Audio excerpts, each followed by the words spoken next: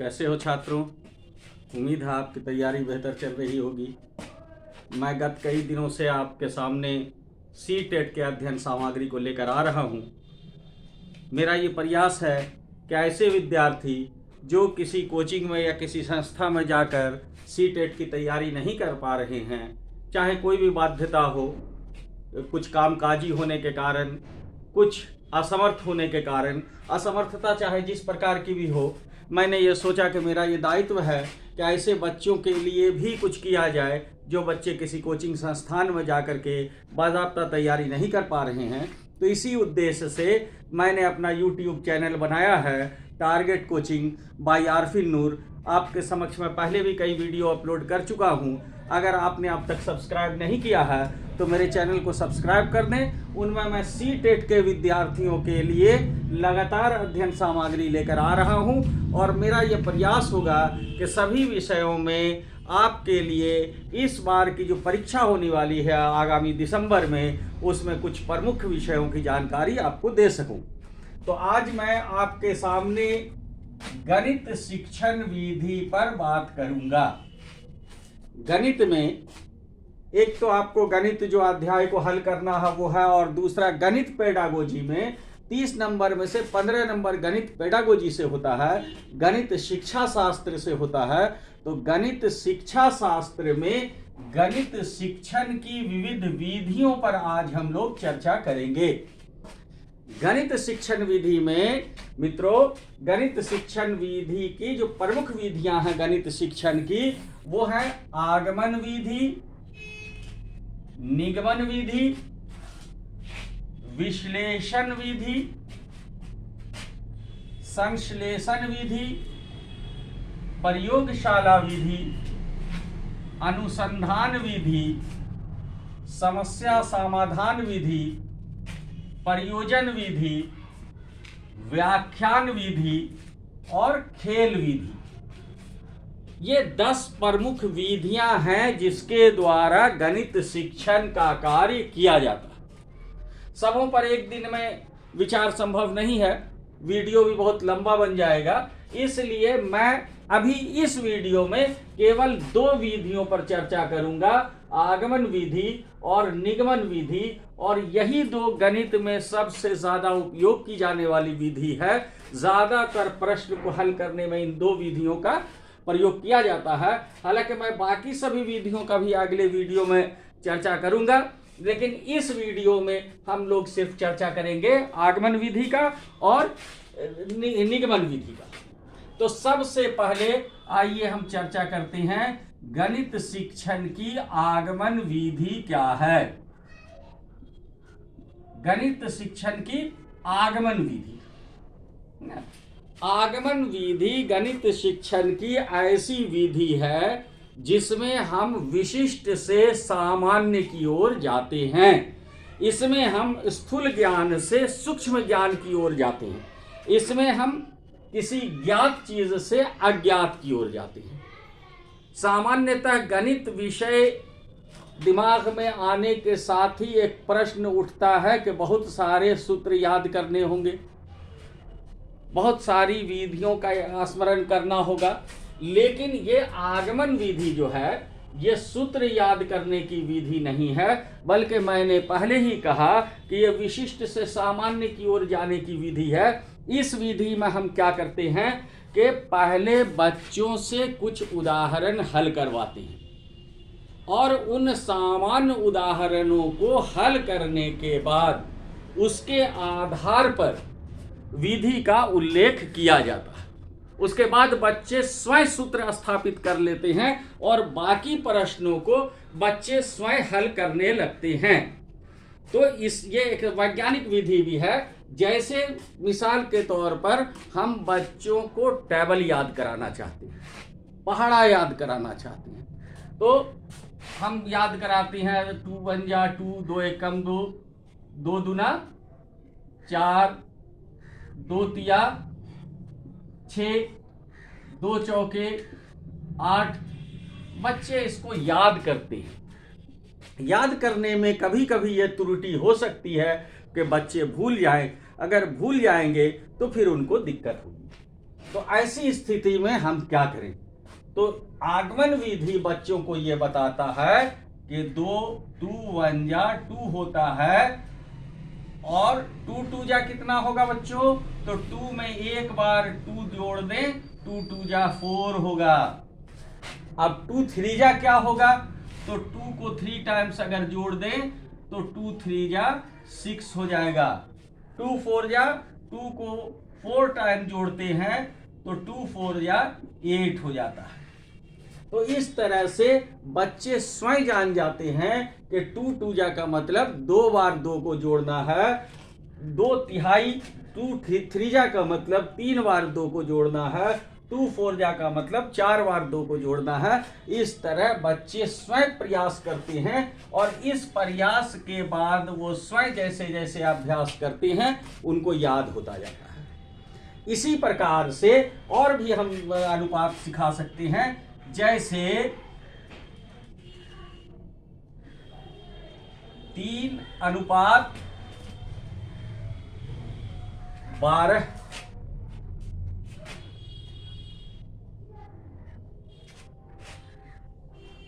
5:20। अब ये अनुपात के हल को, ये अनुपाती है या नहीं? 3:12 और 5:20 अनुपाती है या नहीं? अनुपात और समानुपात को अगर हम जानना चाहते हैं तो हम बच्चों को बताएंगे कि पहले बाहरी दोनों को हम गुना करेंगे।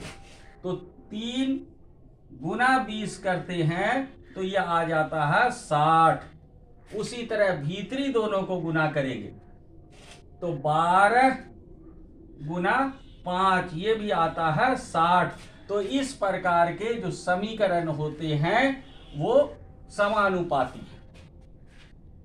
तो कुछ भी हो, किसी भी तरह का मैथ हो, जैसे सपोज कर लीजिए हमको आयत के विषय में बच्चों को बताना है, तो आयत का परिमाप निकालने बताना है। एक आयत है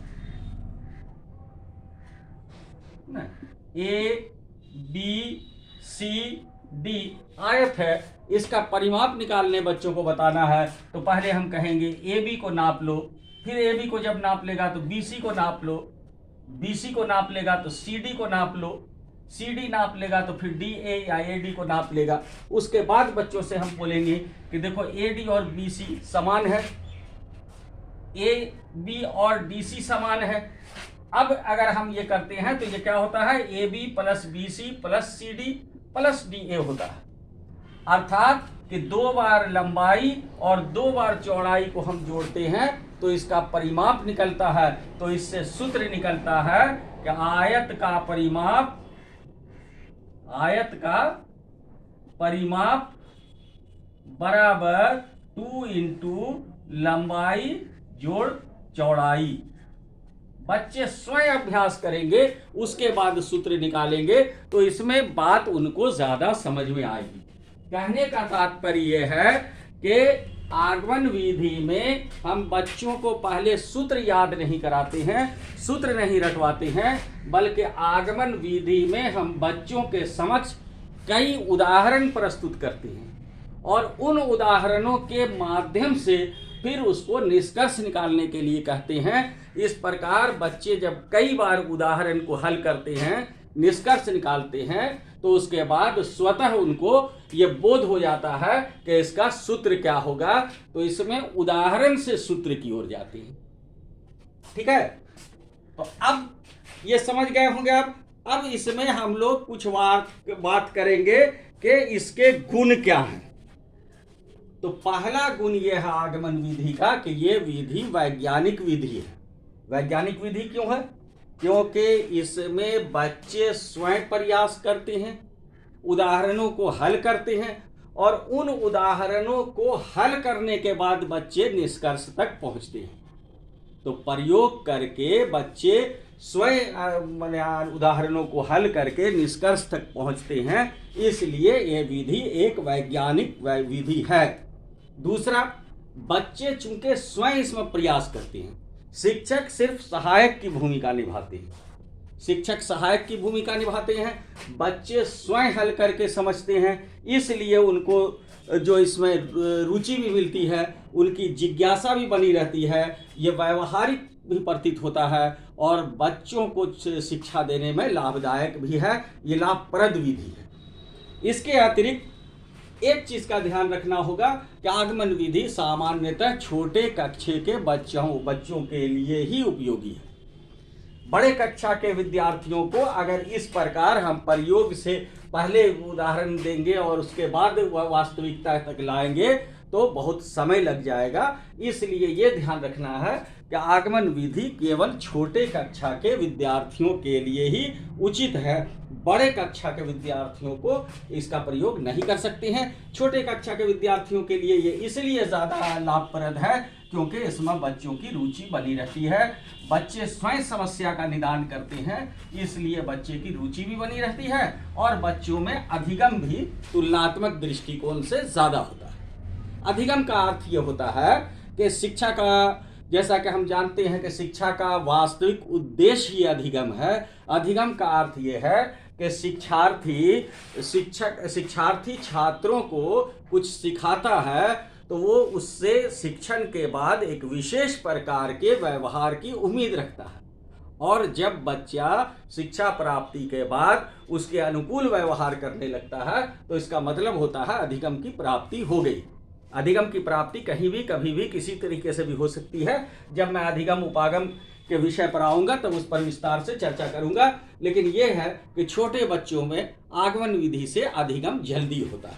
इसमें कुछ दोष भी है कि यह प्रक्रिया जो है धीमी है, जटिल है, समय अधिक लगता है, और अगर बच्चों को शिक्षक का सही सहयोग नहीं मिला तो बच्चे कभी कभी स्वयं निष्कर्ष निकालने में गलत परिणाम की ओर चले जाते हैं। तो दोष सभी चीज़ों में होता है, इसमें भी दोष है। एक दोष इसमें यह भी है कि सारे प्रश्नों को हम इस तरीके से हल करके, उदाहरण से हल करके निष्कर्ष तक नहीं पहुंच सकते हैं, लेकिन फिर भी छोटे बच्चों के लिए ये उपयोगी विधि है, बल्कि छोटे बच्चों की कक्षा में ये सबसे उपयोगी विधि है।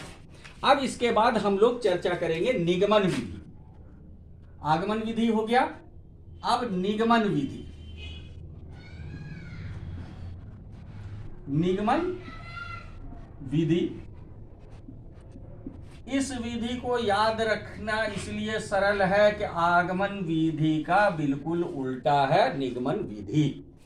निगमन विधि में हम ये करते हैं कि छात्रों को पहले सूत्र का स्मरण करा दिया जाता है, सूत्र याद करवा देते हैं और फिर सूत्र का उपयोग छात्र करते हैं और सूत्रों का उपयोग करके छात्र किसी प्रश्न का हल निकालते हैं।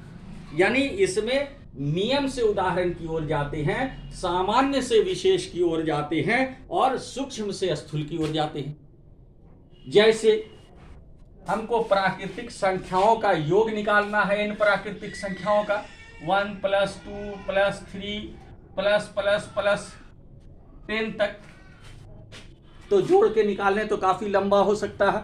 तो इसमें ये 10 तक है, 100 तक जा सकता है, 200 तक जा सकता है। तो इसमें बच्चों को हम पहले ही सूत्र याद करवाते हैं और सूत्र याद करवा करके उसके आधार पर उसको हम ये करते हैं n × n+1/2, ये सूत्र याद करवा देते हैं। तो अब n कितना है यहाँ पर, 1 से लेकर 10 तक प्राकृतिक संख्याओं का योग, प्राकृतिक संख्याओं का योग। तो ये n है 10, 10 × 11 ना बटा 2, 2 × 5 = 10, 5 × 1 = 5, 5 × 1 = 5, 55 होगा। ऐसे अगर हम जोड़ के देखें तो 2 × 1 = 3, 3 × 6, 4 × 10, 5 × 15, इस तरह हम लोग बढ़ते जाएंगे और बढ़ करके अंततः हम वहां तक पहुंचेंगे। तो ये याद करा देते हैं। उसी प्रकार a + b का होल स्क्वायर का सूत्र बच्चे को याद करा दिया जाता है, a² + b² + 2ab, या a² - b² का सूत्र याद करा दिया जाता है, a + b × a - b। बच्चे सूत्र को कंठस्थ कर लेते हैं, सूत्र को याद कर लेते हैं, और सूत्र को जब याद कर लेते हैं तो इस प्रकार का कोई भी प्रश्न उनके समक्ष जब आता है तो वो सूत्र के माध्यम से उसको हल करते हैं। उच्च कक्षा के लिए ये विधि ज़्यादा उपयोगी है। तो उच्च कक्षा में हम लोग निगमन विधि का अध्ययन करते हैं और निम्न कक्षा में हम लोग जो है वो आगमन विधि का उपयोग करते हैं। अब निगमन विधि जो है ये सरल है, समय की बचत होती है, अंक गणित और बीज गणित के लिए ज़्यादा उपयोगी है, बड़े कक्षाओं के लिए ज़्यादा उपयोगी है, छोटे कक्षाओं के लिए ये उपयोगी नहीं है। छोटे कक्षाओं के लिए आगमन विधि ज़्यादा उपयोगी है, बड़े कक्षाओं के लिए निगमन विधि ज़्यादा उपयोगी है। हाँ, ये है कि ये वैज्ञानिक विधि नहीं है, अमनोवैज्ञानिक विधि है, क्योंकि इसमें बच्चे स्वयं तर्क करके मंत्रणा करके सूत्र नहीं निकालते हैं। इसमें बच्चे प्रयोग करके नहीं सीखते हैं, बल्कि इसमें बच्चों को जो सूत्र याद कराया जाता है उसी सूत्र के माध्यम से बच्चे अपने उत्तर को हल करते हैं। तो इस प्रकार आज हमने आगमन विधि और निगमन विधि पर चर्चा किया है। अगले वीडियो में हम लोग विश्लेषण विधि, संश्लेषण विधि या बाकी विधियों पर चर्चा करेंगे। धीरे धीरे सभी विधियों पर हम चर्चा करेंगे और अपने YouTube चैनल पर अपने इस वीडियोस को लोड करते रहेंगे। आप हमारे साथ बने रहिए। मैं आपको विश्वास दिलाता हूं कि आपकी तैयारी बहुत अच्छी होगी। मैं आपको प्रश्नों का संग्रह भी दूंगा और उसका भी हल करवाऊंगा। लेकिन अगर आपने हमारे YouTube channel target coaching by Aarfiq Noor अगर ये सब्सक्राइब नहीं किया है तो सब्सक्राइब कर दीजिए, बेल बजा दीजिए और संभव हो तो आप शेयर भी कीजिए ताकि ज़्यादा से ज़्यादा विद्यार्थी इससे लाभान्वित हो सकें। धन्यवाद, शुक्रिया। आज के लिए बस इतना ही। दीजिए इजाज़त। मेरी शुभकामनाएं आपके साथ हैं।